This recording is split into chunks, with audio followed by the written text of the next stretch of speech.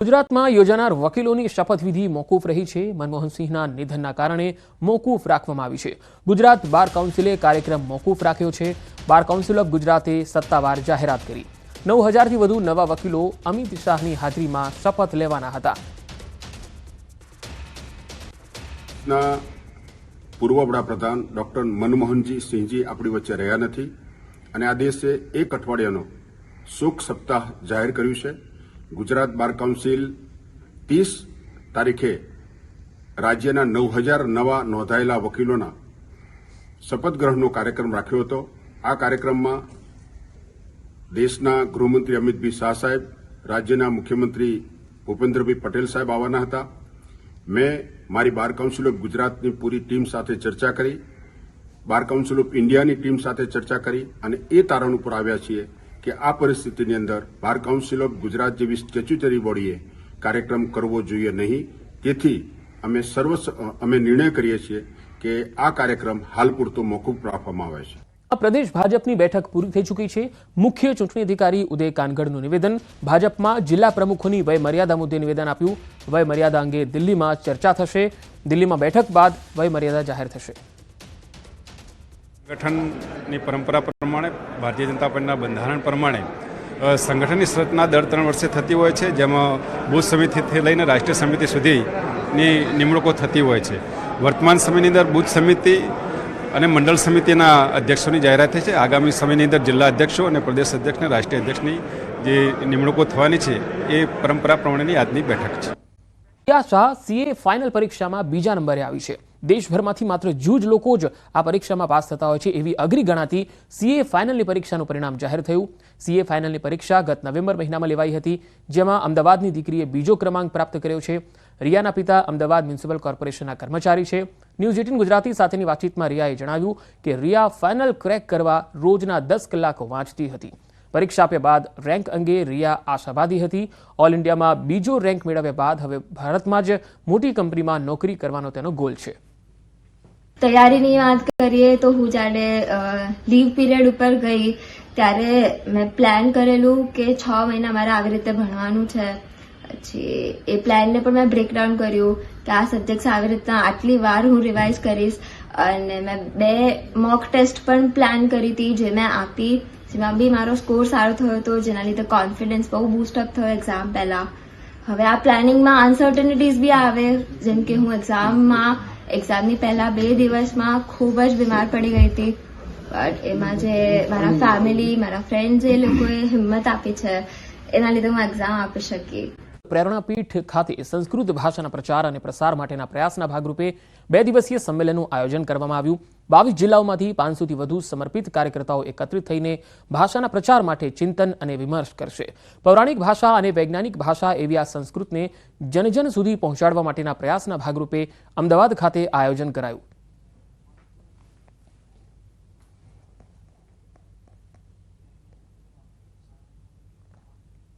भारती सर्वत्र संस्कृतम सर्वेशाम संस्कृतम। घेर घेर संस्कृत अपनी प्राचीन मूल भाषा संस्कृत है ए लोक व्यवहार में केवी रीतना आवे एना माटे संस्कृत भारती छेल्ला 45 वर्षथी कार्य करी रही है। डिसेम्बर नजीक आवता ज बुटलेगरो सक्रिय थई जता होय छे, त्यारे बनासकांठाना गुंदरी चेकपोस्ट परथी दारू झड़पायो छे। वाहन चेकिंग दरमियान विदेशी दारूनो जथ्थो मळी आव्यो। लक्ઝરી बस राजस्थानथी आवी रही हती। बसमां चेकिंग करता 1536 बोटल विदेशी दारू मळी आव्यो। दारूनी किंमत 2,61,120 રૂપિયા છે, ત્યારે પોલીસે દારૂ સહિત 20 લાખનો મુદ્દામાલ જપ્ત કર્યો છે। લક્ઝરી ડ્રાઈવર સહિત અન્ય એક શખ્સની અટકાયત કરી આગળની તપાસ કરી હતી। પાસપોર્ટ આગળ પાર્ક કરેલ કારમાંથી પૈસાની ચોરી કરતો એક ગઠિયો સીસીટીવીમાં જોવા મળ્યો। પહેલા તો અમે આપને એ સીસીટીવી ફૂટેજ બતાવીએ, જેમાં તમે જોઈ શકો છો કે આ ગઠિયો કેવી રીતે પૈસા છુમંતર કરવાની કળા કરી રહ્યો છે। સૌથી પહેલા તો તેઓ શિક્ષકો પાસે જાય છે। એ શિક્ષકના હાથમાં દાગીના ભરેલી બેગ છે અને એ બેગને હડપવા આ ગઠિયાઓ રસ્તા પર પૈસા ફેંકે છે અને પૈસા પડી ગયા એવું કીધું એટલે બાદમાં સ્વેટર પર થૂકી અને બેગ પડાવવા નુસ્ખો અપનાવ્યો, પરંતુ તેમનો આ નુસ્ખો અસફળ રહ્યો। દાગીનાની બેગ હાથે નહીં લાગતા છેવટે આ ગઠિયાઓએ કારમાં રહેલા 20,000 રોકડા લઈ જવાનું વિચાર્યું અને કારમાંથી પૈસા સેરવી અને ફરાર થઈ ગયા। પોલીસે સીસીટીવી ફૂટેજના આધારે હવે તપાસ હાથ ધરી છે। પીસીએલના વીજ કર્મચારી પર હુમલો કરવામાં આવ્યો. ગઢડા રોડ પર આવેલ રાધાકૃષ્ણ નગરમાં વીજ કર્મી પર હુમલો થયો હતો. આ વીજ કર્મીને જાનથી મારી નાખવાની ધમકી પણ અપાઈ, જે મામલે પોલીસ ફરિયાદ નોંધાઈ છે. પીજીવીસીએલ મહિલા કર્મચારી સહિત અન્ય વીજ કર્મચારી બિલના બાકી નાણાં ઉઘરાવવા માટે ગયા હતા. વીજ બિલના બાકી નીકળતા 10,000ની ઉઘરાણી માટે ગયા, જે મામલે બોલાચાલી થઈ અને કર્મચારીનો કોલર પકડી તેમને જમીન પર પાડી અને ગાળો આપ્યો હોવાનો આક્ષેપ થયો. બોટાદ જિલ્લામાં 5 દિવસ પહેલા પણ વીજ કર્મચારી પર હુમલાનો બનાવ બન્યો હતો. ત્યારે પીજીવીસીએલના વીજ કર્મચારીઓએ કડક કાર્યવાહીની માંગ કરી છે. અમે એક ગ્રાહકને ત્યાં બિલ લેણા બાકી માટે ઉઘરાવવા માટે ગયેલા. ત્યાં જતાં ગ્રાહક ઉશ્કેરાઈ જઈને અમને મારેલ અને અમારી સાથે ગેરવર્તન કરેલ છે. મારી સાથે એક જુનિયર આસિસ્ટન્ટ તરીકે લેડીઝ હતા, તો પણ એ ગ્રાહકે અપશબ્દ બોલેલે છે. એક ઈસમ દ્વારા એમની સાથે અમારા બીજા સહકર્મચારી બેન હોવા છતાંય જેમ ફાયમ અપશબ્દો બોલી અને મારવાની એક ઘટના બનેલી, જે અનુસંધાને આજ રોજ અમારા દ્વારા બોટાદ ટાઉન પોલીસ સ્ટેશનમાં પોલીસ ફરિયાદ નોંધાવવામાં આવેલ છે. પાંડેસરામાં યુવકની હત્યા કરનાર 2 આરોપીઓ ઝડપાયા. ગાડી ઓવરટેક કરવાની બાબતે જૂના ઝઘડાની અદાવતમાં 2 યુવકોએ કાતર અને બ્લેડ વડે હુમલો કરી દીધો અને યુવક દીપકને મોતને ઘાટ ઉતાર્યો. જોકે આ મામલો પાંડેસરા પોલીસે ફરાર 2 આરોપીની ધરપકડ તો કરી લીધી છે. આરોપી કૃષ્ણ તિવારી અને મનીષ પ્રજાપતિએ જૂની અદાવતમાં ઝઘડો કરી અને હત્યાને અંજામ આપ્યાનું પોલીસ તપાસમાં ખુલ્યું છે. ગઈ તારીખ 26/12/2024ના રોજ વડોદ હેલ્થ સેન્ટરની ગલીમાં એક બનાવ બનેલ, જેમાં ભોગ બનનાર દીપક સાહુને મનીષ પ્રજાપતિ તથા કૃષ્ણા તિવારીએ કાતર અને બ્લેડથી હુમલો કરેલ. ખીરી વિસ્તારમાં 7 વર્ષીય બાળક સાથે દુષ્કર્મ કરી હત્યા કર્યાની ઘટના પ્રકાશમાં આવી. પાડોશમાં જ રહેતા શિવકુમાર ઉર્ફે શિવા કાતા રવિદાસ નામના 28 વર્ષીય યુવકે બાળકને 10 રૂપિયાની લાલચ આપી તેને ઝાડી ઝાખરામાં લઈ જઈ તેની સાથે દુષ્કર્મ આચર્યું અને બાદમાં તેની તીક્ષ્ણ હથિયારથી હત્યા કરી દીધી. પોલીસે આરોપીની ધરપકડ કરી તેની સામે કાયદેસરની કાર્યવાહી કરી છે. થોડા દિવસ પહેલા વાપીના ખીરી વિસ્તારમાં આવેલા રણછોડ નગરમાં રહેતા પરિવારનો 7 વર્ષીય બાળક એકાએક ગુમ થઈ ગયો હતો અને તેની જાણકારી જ્યારે પોલીસને મળી ત્યારે બાળકની ભાળ મેળવવા 200 જેટલા પોલીસ કર્મીઓ તેમજ સ્થાનિક લોકો કામે લાગ્યા. પોલીસે ડ્રોન મારફતે બાળકને શોધવાના તમામ પ્રયત્નો કર્યા. ભારે જહેમત બાદ બાળક તેના ઘરથી નજીક ઝાડી ઝાખરામાંથી મૃત હાલતમાં મળી આવ્યો. તો વાપીના છીરી વિસ્તારનો બનાવ, ઝાડી ઝાખરામાં લઈ જઈ બાળક સાથે દુષ્કર્મ આચરવામાં આવ્યું. બાળકના ઘર પાસે રહેતા વ્યક્તિએ જ આ કુકર્મ આચર્યું હતું. પોલીસે તેની ધરપકડ કરી લીધી છે. પોલીસે આરોપી સામે કાયદેસરની કાર્યવાહી હાથ ધરી છે. ઓરિજિનલી ભાગલપુર બિહારનો છે.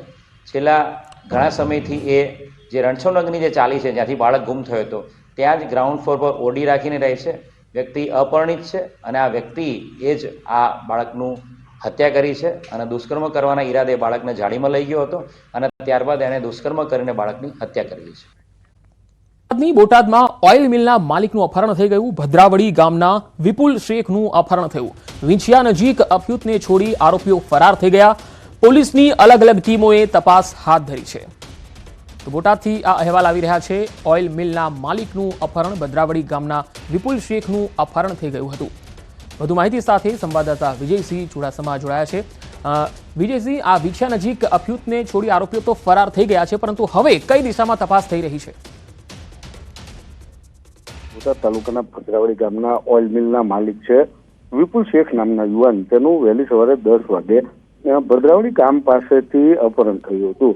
જે અપહરણ બાદ અપહરણકર્તાઓ દ્વારા જે રાજકોટ જિલ્લાનો વિંછિયા તાલુકો છે તે આ વિંછિયા તાલુકાના ગ્રામ્ય વિસ્તારમાં તેને છોડી મૂકી અને સ્થળ પરથી જતા રહ્યા હતા. જેને લઈ અપહૃત યુવાન જે હતો તેને પોલીસને જાણ કરી કે હું આ જગ્યાએ છું અને તાત્કાલિક ત્યાં પોલીસ પહોંચી અને હાલ જે અપહૃત છે તેને લઈ અને અહીંયા જે પાળિયાદ પોલીસ સ્ટેશન છે, બોટાદ જિલ્લાનું પાળિયાદ પોલીસ સ્ટેશન કે જે આ ઘટનાનું વિસ્તારની હદ ગણી શકાય તે પોલીસ સ્ટેશન ખાતે લાવી હાલ વધુ તપાસ ચલાવી રહી છે.